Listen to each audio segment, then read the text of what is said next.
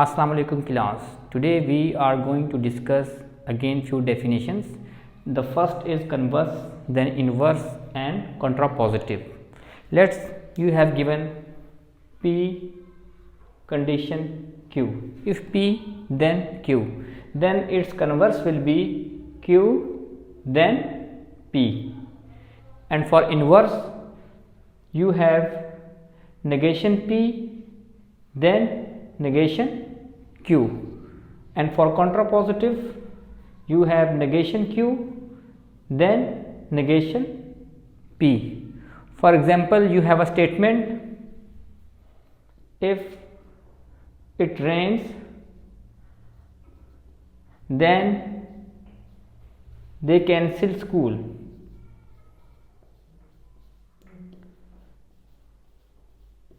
In this, if it rains is your P, then they cancel school is your Q.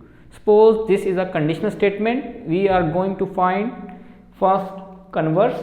The converse of this will be: if they cancel school then it rains. And for inverse, if it does not rain then they do not cancel school.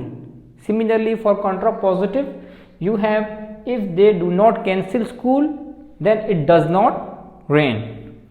Now next is argument. Argument is basically a sequence of statement, and the final statement is called conclusion.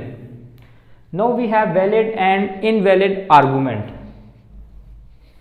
The argument is said to be valid if the premises are true and the result, that is conclusion, is always true.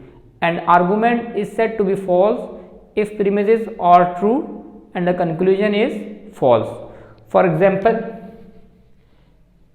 if P then Q, you have P so Q. This is premises and this is your conclusion. This is example for valid argument.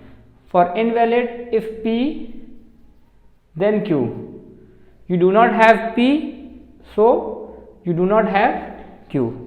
This is for invalid example. Now we have predicate. In grammar, predicate refers to the part of sentence that gives you information about the subject. For example, John is a student at MIT. In this, John is a subject and student at MIT. This part of the sentence gives you information about the subject. So this is called predicate. In discrete math we use predicate these with symbols. Now we have quantifiers.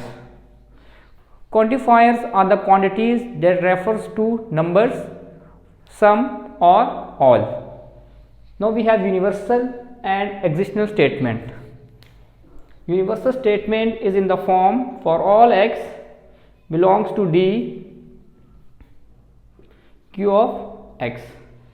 For existential statement, there exists x belongs to D such that Q of x. Universal statement has this form. This statement is defined to be true if and only if Q of x is true for every value of x in D. And this statement is said to be false if and only if Q of x is false for at least one value of x in D. And this is your existential statement. This statement is said to be true if and only if Q of x is true for at least one value of x in D. And this statement is said to be false if and only if Q of x is false for every value of x in D. I hope these things are clear. Thank you very much.